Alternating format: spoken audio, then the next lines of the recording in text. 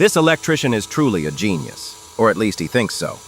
Yes, he decided that rivets aren't just for metal or wood, but also for electrical cables. Because obviously, when you think of electrical conductivity, the first thing that comes to mind is a rivet, right? Exactly. He went ahead and put rivets straight into the cable as if it were the invention of the century. And the most impressive part? It worked.